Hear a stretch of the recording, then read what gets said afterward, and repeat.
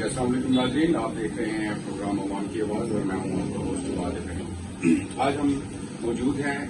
रहीम खान की तहसील सादकाबाद के अंदर, जहां पर हमारे साथ मौजूद हैं रईस जहांगीर अहमद प्रिंस साहब, जो कि किसी तारुफ के मोहताज नहीं है, पीपल्स पार्टी से बिलोंग करते हैं और साउथ पंजाब के जनरल सेक्रेटरी भी हैं यूथ विंग के पीपल्स पार्टी की तरफ से, जबकि साबका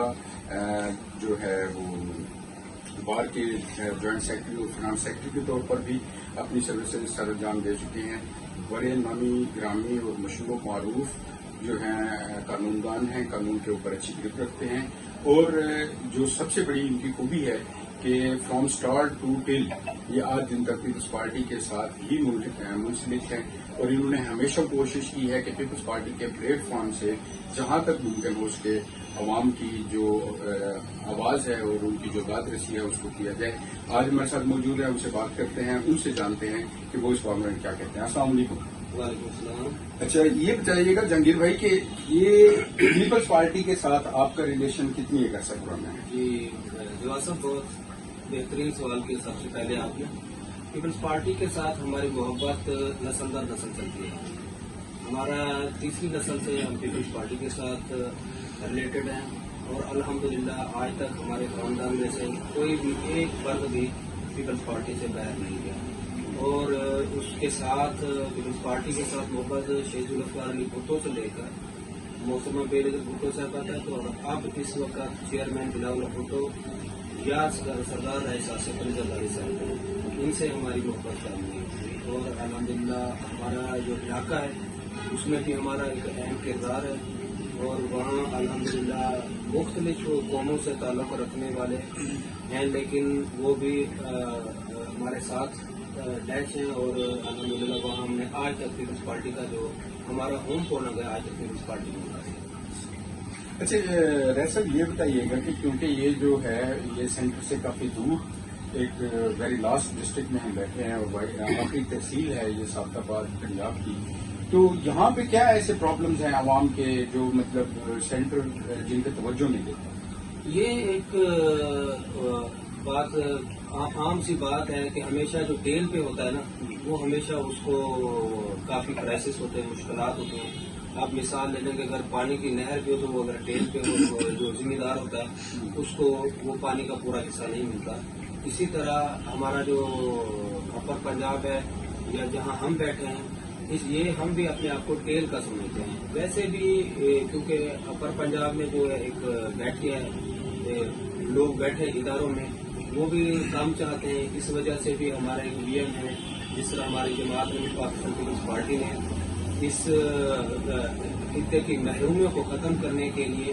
भी एक अलग अलग कर दिया, अपर पंजाब के इक़्तिदार भी अलग कर दिए और जनूबी पंजाब के लिए उसकी सबसे बड़ी मिसाल ये है जिस तरह मखदूम अहमद महमूद साहब को पीपल्स पार्टी का जनूबी पंजाब का सदर बनाया गया और इसी तरह मुझे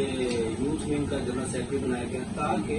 जो जनूबी पंजाब के इलाके के लोगों की महरूमियों का अजाना है वो हम उनकी बात आसानी से सुनकर आला इदारों तक पहुंचा सके। इसलिए हमने जरदारी साहब ने भी ये जनूबी पंजाब का जो डिवाइड किया है तो इसी उसकी भी ये एक मिसाल है। तो हमें यहाँ मुश्किलात बहुत ज्यादा हैं, सफर की वजह से भी लोग यहाँ से अगर लाहौर तक जाते हैं तो वो उनके लिए मुश्किलात होती हैं, खासतौर पर एक्सपेंसेस के हवाले से, रैश के हवाले से, और सबसे जो बड़ी मुश्किल है वहाँ ज़बान का भी काफी इशू होते हैं, तो वो लोग इसी वजह से मुश्किलात होते हैं। अच्छा, ये बताएं रईस साहब कि मोस्टली लायर्स जो हैं आपकी कम्युनिटी के वो ज्यादातर भुट्टोइज्म को मतलब फरोग देते हैं, उसकी क्या रीजन है? बिल्कुल, देखें, अगर पाकिस्तान बनाने वाला जो था वो भी एक वकील था, हमारे बानी जो है कायदे आज़म मोहम्मद अली जिन्ना साहब, और इसी तरह अगर पाकिस्तान को आइन दिया तो वो भी शहीद जुल्फ़िकार अली भुट्टो वो भी एक वकील थे और उन्होंने भी लॉ की डिग्री हासिल करके पाकिस्तान की जंग उन्होंने लड़ी और उस तरह पाकिस्तान के लिए एटम बम भी लाए। इसलिए वकील उनके साथ मोहब्बत करते हैं क्योंकि कानून पे जो अबूर था, शहीद जुल्फ़िकार अली भुट्टो साहब खुद भी एक वकील थे और बहुत सारे वकीलों के लिए जो आसानियां पैदा की गई थी वो भी पाकिस्तान पीपल्स पार्टी ही करती है। जिस तरह आप पिछले दिनों बिलावल साहब आए थे हमारे यहाँ, जो सदर थे पीएलएफ के रिवालूशन पीरजादा के दौर में हाई कोर्ट पे, तो उन्होंने शहीद जुल्फ़िकार अली भुट्टो के नाम से लाइब्रेरी के लिए भी उन्होंने यहाँ सिंध का फंड यहाँ लगाया, इसलिए क्योंकि वो जो हमारी जमात है वो भी पीपल्स पार्टी से मोहब्बत करती है, सॉरी वुकला से मोहब्बत करती है। और आज बहुत ज्यादा जो नामी ग्रामी वकील हैं, सीनियर वुकला हैं, वो पाकिस्तान पीपल्स पार्टी से रिलेटेड है। अच्छा, ये बताएं सर, बेंच और बार ये हमेशा से इनका चौधरी दामन का साथ है, ये दोनों मिलके किस तरीके से मुआशरे का जो है वो एक अच्छा पहलू सामने ला? बिल्कुल, बेंच और बार की मिसाल तो इसी तरह है जिस तरह गाड़ी के दो पहिए होते हैं, लेकिन अगर दोनों पहियों में से एक पहिया भी जैम हो जाए तो वो फिर गाड़ी का चलना मुश्किल हो जाता है। तो हमारी भी जो बार की कोशिश होती है कि वो उनके बेंच के साथ अच्छे रवाबित रहें, अच्छे ताल्लुकात रहें, और इसी तरह बेंच भी कोशिश तो करता है, लेकिन क्योंकि बेंच में काफी ऐसे लोग बैठे होते हैं तो कुछ न कुछ इस तरह के मामलात क्रिएट हो जाते हैं, तो जिसकी वजह से कुछ कभी कभी माहौल खराब हो जाता है। लेकिन उसके बावजूद इस वक्त बेंच और बाहर के जो आपस के ताल्लुकात हैं वो अल्हम्दुलिल्लाह बेहतर हैं, और एक दूसरे के साथ मशावरत के साथ लोगों के लिए आसानियाँ पैदा करने के लिए, लोगों को इंसाफ की फरहमी के लिए आसानी पैदा करने के लिए वो अपना किरदार अदा करते हैं। अच्छा, ऐसा ये बताएं कि रूल ऑफ लॉ का एक हम सुनते रहते हैं, एक मकूला है रूल ऑफ लॉ होना चाहिए मुल्क के अंदर, ये रूल ऑफ लॉ क्या होता है? रूल ऑफ लॉ तो ये आम सी जुबान में है कि लॉ के मुताबिक हमें चलना चाहिए। कौन से लॉ? लेकिन कानून के मुताबिक जो कौमी असेंबली में या पंजाब असेंबली में जो रूल तय किए जाते हैं उसके बाद उन्हीं पे अमल किया जाता है। लेकिन बाद कुछ ऐसे मामलात हो जाते हैं जिस पर हम वो मुकम्मल तौर पर उस रूल ऑफ लॉ पर अमल नहीं होता, जिसकी वजह से एक गरीब तबका जो है उस तक वो कानून की जो गिरफ्त है वो नहीं पहुंच सकते। गरीब तक तो मेरे ख्याल में पहुंच सकती है, अमीर तक शायद कानून की गिरफ्त जो है वो खासी कमजोर मैं वही बात कर रहा हूँ, गरीब जो है वो कानून तक नहीं पहुंच सकता, वो उसके लिए मसाइल एग्जैक्ट। और जो अमीर होता है वो वहाँ थोड़ा इसी तरह ही है कि जिसकी लाठी उसकी। अच्छा, वैसे मैं सोचता हूँ कभी कभी कि हमारे मुल्क के अंदर ये मुमकिन नहीं है कि गरीब और अमीर के लिए कोई अलग से कानून नए वजह कर दिए जाएं।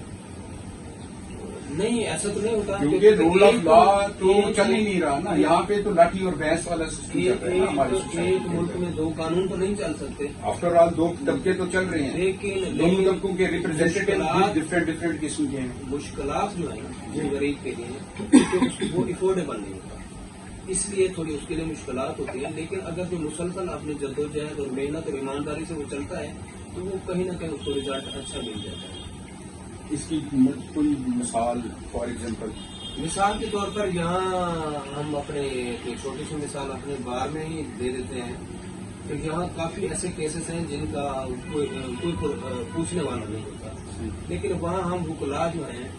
उन गरीब लोगों के केस लेते हैं, उनके लिए आसानी पैदा करते हैं, उनके लिए फीसों में उनके लिए आसानी पैदा करते हैं, जितनी हमसे हो सकती है हम उनकी हेल्प करते हैं, और कहीं ना कहीं उनको रिलीफ भी मिल जाता है और बेहतर उनके लिए होता है। वैसे ये बताइएगा कि जो हमारी सोसाइटी के अंदर अलमिये चल रहे हैं, और आप भी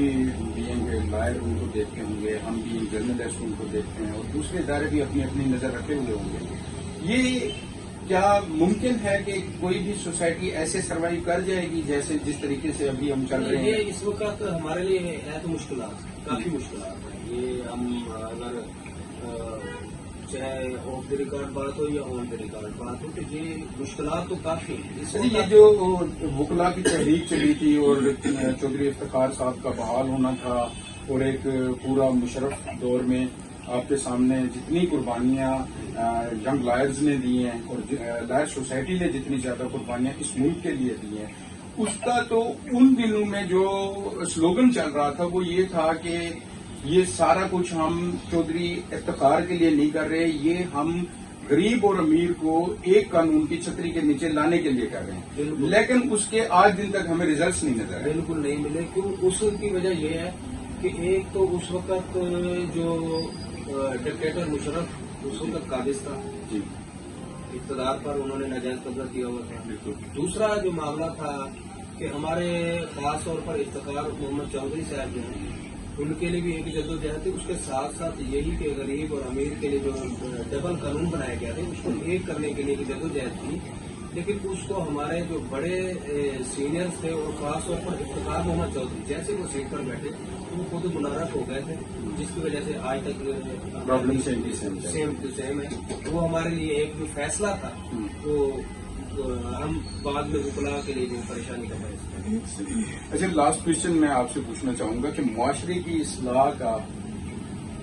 میں وکلاء کیا کردار ادا کر سکتے ہیں, معاشرے اور خاص کر رول آف لا کے تحت کیا ان کے ایفرٹس ہونی چاہیے اور کیا وہ نہیں کر رہے؟ سوسائٹی میں جو وکلاء کا کردار ہے, سوسائٹی اور قریب جو ہے وہ وکلاء کاؤنٹ کیے جاتے ہیں, جس کی وجہ سے اپنا جو وکلاء کا کردار ہوتا ہے وہ ایک صبر اور تحمل کا سبق دیتا ہے.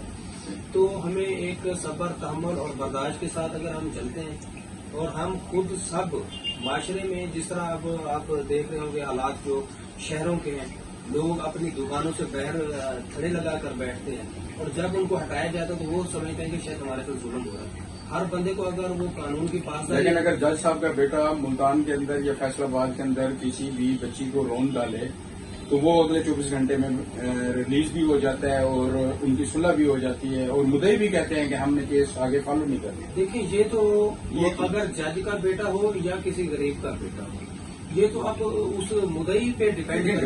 غریب انسان تو بغیر ہیلمٹ کے روڈ پہ نہیں آ سر بالکل ایسے ہی ہے. غریب اور امیر کا بچہ یا کسی بھی بیوروکریٹ کا بچہ یا کوئی بھی پولیٹیشین کا بچہ وہ تو آپ کے سامنے ہی ہے. ہمارے ملک میں جو نظام چل رہا ہے, ادارے حرکت میں آئے,